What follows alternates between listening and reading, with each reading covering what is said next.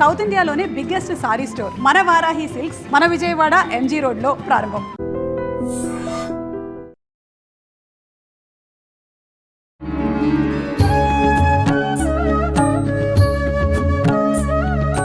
నమస్కారం, welcome to I dream. ధర్మ మార్గం విత్ విజిత కార్యక్రమానికి స్వాగతం. ప్రస్తుతం మనతో పాటు ఉన్నారు శ్రీ విద్యా ఉపాసకులు గీతా కుమార్ గారు. ఇప్పుడు వారితో మాట్లాడదాం. నమస్తే మా. శ్రీమాత్రే నమః. నమస్తే మా. మనకి డిసెంబర్ 16 తర్వాత నుంచి ధనుర్మాసం ప్రారంభమవుతుంది. విశేషంగా ధనుర్మాసం అనగానే గోదాదేవి కళ్యాణం ఒకటి బాగా గుర్తొస్తూ ఉంటుంది. అంటే గోదాదేవి స్వామివారి కోసం అలంకరించుకొని స్వామివారి కోసమే కొన్ని విధానాలు ఆచరించేదని, ఆ రకంగా కనుక ఇప్పుడు చేసినట్లయితే ఎవరైనా వివాహం కాని వారు వాళ్ళకి వివాహం జరుగుతుందని ఇలా వింటూ ఉన్నాము. అసలు ఏంటి ధనుర్మాసం విశిష్టత ఏంటి? ఏ రకంగా గోదాదేవిని కానీ స్వామిని కానీ ఆరాధించవచ్చు ఈ మాసంలో వివరించండి. ముందుగా ధనుర్మాసం పాటించేది శైవులు బాగా పాటిస్తారు. వైష్ణవ మతస్థులు నారాయణుని పూజించే వాళ్ళు, కృష్ణుని పూజించే వాళ్ళు. ధనుర్మాసం అనేది మనకంటే అంటే మన ప్రాంతీయం కంటే ఇది తమిళనాడు ప్రాంతీయం ఆచారం. ధనుర్మాసం మనకి అమావాస్యతో నెల మొదలవుతుంది, వాళ్ళకి పౌర్ణమితో నెల మొదలవుతుంది. వాళ్ళకి ఇది ధనుర్మాసం. అందుకు మనకి మార్గశీర్ష మాసంలో 15-16 రోజులకు స్టార్ట్ అవుతుంది.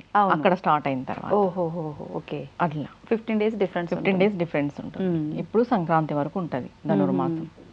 మనం భోగి పండుగ రోజు గోదాదేవి కళ్యాణం సంక్రాంతితో అయిపోతుంది ధనుర్మాసం. అసలు ఈ ధనుర్మాసం ఏంటి అనే విషయానికి వస్తే అందరికి తెలిసిన విషయం, గోదాదేవి కృష్ణుడి కోసం అన్ని చేసింది. ఆమె తెల్లవారేసరికి అందరినీ గోపికల్ని లేపి పాట పాడుతూ ప్రతి ఒక్కరిని ఊర్లో నిద్ర లేపి తీసుకెళ్ళి నదిలో స్నానాలు చేసేసి కృష్ణుడికి మాలలు తీసుకుపోయి నారాయణుడికి వేసుకున్న మాలలు ఆవిడ వేసుకొని ఇచ్చేదంట.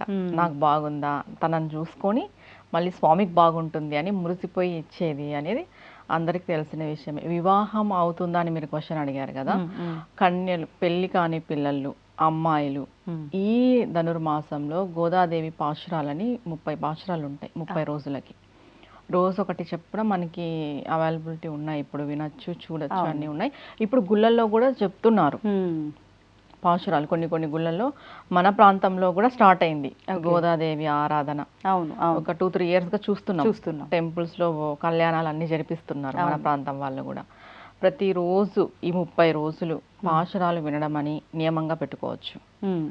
అది సంకల్పం చేసుకోవాలి. నేను ఈ 30 రోజులు ఖచ్చితంగా పాశురాలు వింటాను. నీ కోరిక కళ్యాణం అనే కాదు, ఏదైనా మన కోరిక ధర్మబద్ధమైన కోరిక అయి ఉండాలి. స్వామివారు అమ్మవారు ఖచ్చితంగా నెరవేరుస్తారు. ఈ 30 రోజులు మీరు పాశురాలన్నా వినొచ్చు. దాని తర్వాత మనం అలంకరణ చేసుకుంటాం కదా. ఈ 30 రోజులు స్వామివారి కోసం మన అలంకరణ వదిలేయచ్చు. కొంతమంది పూర్తిగా అలంకరణ మానేస్తారు. కాటుక పెట్టుకోవడం, పూలు పెట్టుకోవడం, కొంచెం వస్త్రాలు మంచిగా నీట్గా వేసుకోవడం, ఇవి కూడా కొత్తవి ధరిస్తాం కదా. అలా లేకోకుండా నార్మల్గా ఉంటారు, సాత్వికంగా నార్మల్గా ఉంటారు. అన్నీ వదులుకోలేం కాబట్టి, అంటే జాబ్స్ చేస్తున్నాం, బయటకు వస్తున్నాం, అన్నీ వదులుకోలేం. కానీ మనం చేసే అలంకరణలో, మనం చేసుకునే దాంట్లో రోజు వాటిల్లో ఏదో ఒకటి ఈ నెలంతా నేను స్వామివారి కోసం వదిలేస్తాను అని అనుకొని దీక్ష చేయొచ్చు ఈ నెల రోజులు. అది కూడా ఒక కోరిక పెట్టుకొని చేయొచ్చు. స్వామి నేను ఇది వదిలేసి ఉంటాను. ప్రతిదీ కోరిక మేరకు అంటే కోరిక లేకున్నట్టు చేసినా చాలా రోజే సంకల్పం చెప్పుకొని నేను ఇది వదిలేస్తున్నాను అనుకుని మొదలు పెట్టాల్సి ఉంటుంది. అవును, మొదటి రోజే నేను నీ కోసం ఇది చేస్తాను, ఇది వదిలేస్తాను. నాకు ఇష్టమైన దాన్ని మన అలంకరణలో కాటుక పెట్టుకోవడం మానేయచ్చు. తల దువ్వుకోరు కొంతమంది నెల రోజులు, నూనె పెట్టుకోరు. ఇలా అలంకరణ సంబంధించిన వస్తువులు, మనం అలంకరణ దండలు వేసుకుంటున్నాం, వీటిని కూడా వదిలేయచ్చు. ఇలా 30 రోజులు వదిలేసిన తర్వాత మళ్ళీ సంక్రాంతికి అలంకరించుకుంటారు గోదాదేవి కళ్యాణం అయిపోయిన తర్వాత భక్తాదులు. ఇంకొక విషయం ఏమంటే, ధనుర్మాసం పాశురాలని మనకి చెప్పుకుంటాం కదా. దాంట్లో ఏ ఒక్క పాశురమైనా కూడా తీసుకొని ఈ 30 రోజులు కూడా 108 సార్లు చదవచ్చు.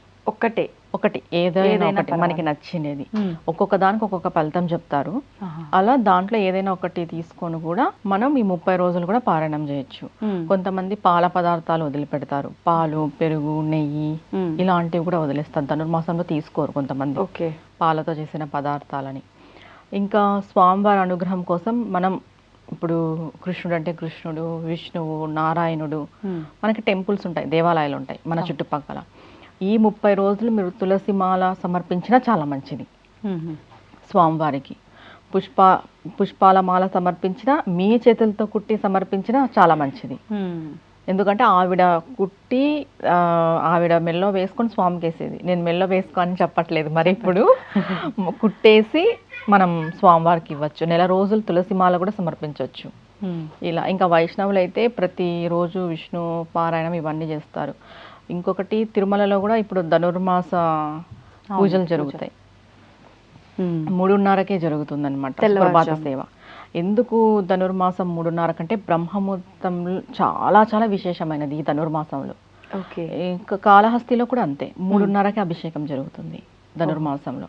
కొన్ని అటు సైడ్ అంటే తమిళనాటకు సంబంధించిన క్షేత్రాలకి, అంటే మన ప్రాంతంలో ఉన్నా కూడా ఆ పద్ధతి చేస్తారు. మన క్షేత్రాలకు కూడా ధనుర్మాసం పద్ధతి 3:30కే ప్రభాత సేవ అయిపోతుంది.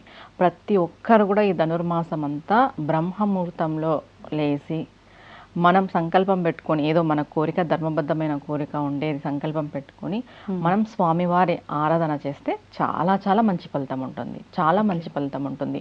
పెళ్లి కాని అమ్మాయిలకి పెళ్ళి అవుతుంది, అబ్బాయిలకి పెళ్ళి అవుతుంది. మనకి చిన్నపిల్లలు ఉంటారు, వాళ్ళు కూడా చాలా సాత్వికంగా మారుతారు. కొంచెం కోపంగా మొండిగా అలా ఉంటారు కదా, అలాంటి వాళ్ళు కూడా చాలా సాత్వికంగా మారుతారు ఈ వ్రతం చేయడం వల్ల. ఇది చాలా ఎలా ఉంటుందంటే సాఫ్ట్ గోయింగ్ అంటాం కదా మనము, మృదువుగా సున్నితమైనది ధనుర్మాసం దీక్ష. ఎవరితోనూ ఎక్కువ గొడవ పడకూడదు, ఏది ఎక్కువ మనం చెడు మాటలు సంభాషణ చేయకూడదు, అసలు చెడుగా మాట్లాడకూడదు. ప్రతిదీ కూడా సున్నితంగా ఉండాలి. అంటే ఆవిడ దాంట్లో చెప్తుందనమాట, మన మనస్సులో కృష్ణుడు కొలువై ఉన్నప్పుడు మనం చాలా సున్నితంగా ఉండాలి. ఎందుకంటే ఆయన సున్నితత్వానికి ఎక్కువ అనుగ్రహిస్తాడు స్వామి. గోదాదేవి చెప్తుంది, మనం సున్నితంగా ఉంటే స్వామి ఎక్కువ అనుగ్రహిస్తాడు మనల్ని, సున్నితమైన మనసుతో ఉంటే అనేసి. ఆవిడ 3:30కే గోపికలందరినీ లేపేదన్నమాట, స్వామివారి సేవకి వెళ్ళాలి, లేయండి అని. ఇప్పుడు కూడా మనం కూడా ఈ నెల అంతా వీలైతే 3:30 లేదా 4:30కి లేచే ప్రయత్నం చేయండి. చాలా చాలా మంచిది. ధనుర్మాసంలో బ్రహ్మముహూర్తంలో చేసుకునే పూజ, సేవ, కైంకర్యం ఏదైనా సరే చాలా చాలా మంచి విశేషాన్ని ఇస్తుంది. ఓకే. అంటే ఇప్పుడు ఈ నెలంతా చేయాలనుకుంటే మరి నియమాలు ఏమైనా పాటించాలా, అవసరం లేదంటారా? నియమాలు అని అంటే నేను చెప్పాను కదమ్మా, అలంకరణలో ఏదైనా ఒకటి వదిలిపెట్టడం, ఒక సంకల్పం లేదు, ఇవన్నీ ఏం లేదు, నేను మామూలుగా మాసం అంతా ఆరాధన చేసుకుంటా అనుకునే వాళ్ళకి, ఖచ్చితంగా నెల చేసుకుంటా అనుకున్న వాళ్ళకి నియమాలు అవసరం? ఖచ్చితంగా నెల చేసుకుంటున్నా అనే వాళ్ళకి విష్ణు పారాయణం చేసుకోవచ్చు. ఏ నియమాలు ఏం లేదు. ఇప్పుడు మాంసాహారం తినము, మామూలుగా ధనుర్మాసంలో కొంతమంది తినరు. మన సైడ్ వాళ్ళు కూడా ఇప్పుడు పాటిస్తున్నారు కాబట్టి వదిలేస్తున్నారు. మార్నింగ్ దీనికి మెయిన్ నియమము ఉదయాన్నే లేవడం, బ్రహ్మముహూర్తంలో లేవడం. ఇదే పెద్ద కష్టమైన పని. ఇది కష్టమైన పనే, కానీ ఈ నెలంతా ఆ బ్రహ్మముహూర్తంలో లేస్తే చాలా చాలా మంచి విశేషమైన ఫలితం ఉంటుంది. అందులోనూ చలికాలం తప్పదు, స్వామి ఎప్పుడు పరీక్షలు పెట్టే మనల్ని ముందుకు తీసుకెళ్తాడు. అంతే కదా. బ్రహ్మముహూర్తంలో లేవాలి. బ్రహ్మముహూర్తంలో లేవటమే నియమం దీనికి. ఇంకా మిగతా గోదా అమ్మ స్మరణ చేసుకోవాలి, ఈ పాశురాలు వినాలి. ఆమెను ఆండాలు అంటారు అటు, ఆండాల తల్లి అని పిలుస్తారు. అలా మనం మనసులో అనుకున్నా కూడా చాలా మంచిది. ఇప్పుడు ఆవిడ ఈ నెలంతా కూడా చాలా చక్కగా అలంకరించుకొని అట్లా స్వామి దర్శనం కోసం వెళ్ళేది, స్వామికి నేను ఇలా కనిపించాలి అని చెప్పి, అలా స్త్రీలంతా ఈ మాసంలో అలా మంచిగా లక్ష్మీదేవి లాగా అలంకరించుకొని అట్లా ఉండాలన్న నియమం ఏమైనా ఉందా? అలంకరణ చేయొద్దు అనలేదు, కానీ ఏదో ఒకటి స్వామికి విడవాలి అంటున్నా. ఓకే.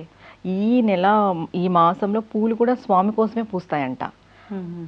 పాసురాల్లో చెప్తారు, ఏదైనా కూడా ఈ నెల స్వామి కోసమే, మనం తీసుకోకూడదు, ఏదో ఒకటి త్యజించాలి. ఈ మాసంలో వచ్చేది ప్రతిదీ స్వామి కోసమే అయి ఉంటుంది అని ఆ పాసురాల్లో చెప్పబడుతుంది. ప్రతిదీ కూడా పూలు విరిసినా కూడా అది స్వామి కోసమే, మనం తినే పదార్థాలు ఏదొచ్చినా కూడా అది స్వామి కోసమే. అన్ని వదలలేం కాబట్టి కొన్ని వదలచ్చు మన అనుకూలం చూసుకొని. అన్ని స్త్రీలకు సంబంధించిన మంగళకరమైన వస్తువులు కాబట్టి అన్ని వదలొద్దు, ఒకటేదైనా వదలొచ్చు, మనకి శక్తి కొలది. అది కూడా ఇది మేము వదిలి ఉండగలము అనేసి. ఇప్పుడు రోజు ఒక పాశురం వినమన్నారు, పారాయణ చేయమన్నారు. అంటే స్త్రీలకు సంబంధించిన 5 రోజులకు సంబంధించినవి ఆ రోజుల్లో చెయ్యలేరు, ఒకవేళ చెయ్యొచ్చా, చెయ్యకపోతే అవి ముందు చదవచ్చా, అయిపోయిన తర్వాత కంటిన్యూ చేయొచ్చా? అయిపోయిన తర్వాతే చదవాలమ్మా, అయిపోయిన తర్వాతే చదవాలి. వినొచ్చు, వినడానికి ఏం కాదు, చదివేదైతే లేదు. ఓకే. కానీ చదివే వాళ్ళు మాత్రం, పారాయణం చేసే వాళ్ళు మాత్రం ఆ 5 రోజులు వదిలిపెట్టే పారాయణం చేయాలి. ఓకే. నైవేద్యం విషయానికి వస్తే ఇక్కడ కృష్ణుణ్ణి గోదాదేవిని ఆరాధిస్తున్నారు. అంటే ఎక్కువగా కృష్ణుడి ఆరాధన అంటే వెన్న. మరి నివేదన విషయానికి వస్తే ఏం నివేదన చేయొచ్చు? ఇంట్లోనే అలా నెలంతా చేసుకునే వాళ్ళు అలాంటిది ఏదైనా ఉందా? పానకం, వడపప్పు, వెన్నె, పువ్వులు, పండ్లు, తులసిమాల, పూమాల, ఇవన్నీ టోటల్ అన్నీ వస్తాయి. తులసిమాల ఖచ్చితంగా ఉండాల్సిందే. ఈ నెల ప్రతి ఒక్కరూ తులసిమాల సమర్పిస్తే చాలా చాలా మంచిది స్వామికి. ఓకే. ఆమె ఆరాధనలో ఉండాలి, గోదాదేవి ఆరాధనలో మనం ఉండాలన్నమాట. ఆమెను ఎక్కువ తలుచుకోవాలి ఈ నెల అంతా. ఓకే. చాలా చాలా మంచిది. ధన్యవాదాలమ్మా. నమస్తే మా. And for more videos, Please subscribe to iDream. Please subscribe to iDream. Please subscribe iDream. And please subscribe to iDream. For more videos, subscribe to iDream. please like, share and subscribe to the channel. Congratulations, iDream. Subscribe to iDream. Subscribe to iDream. So subscribe to iDream Media. iDream ki iDream team అందరికి huge congratulations. Please subscribe iDream Media. Please subscribe to iDream. Subscribe iDream. Please subscribe to iDream. iDream అంటే నా కళల ఛానల్ను subscribe చేసుకున్న నోరు తిరుగుతలేదు, మీరైతే గంట గుర్తు కొట్టండి. For more such videos, please subscribe to iDream. Subscribe to iDream. Please subscribe to iDream. Please subscribe iDream Media. Please do subscribe to iDream. Please subscribe to iDream Media. For best entertainment and information, please subscribe iDream. And don't forget to subscribe to iDream.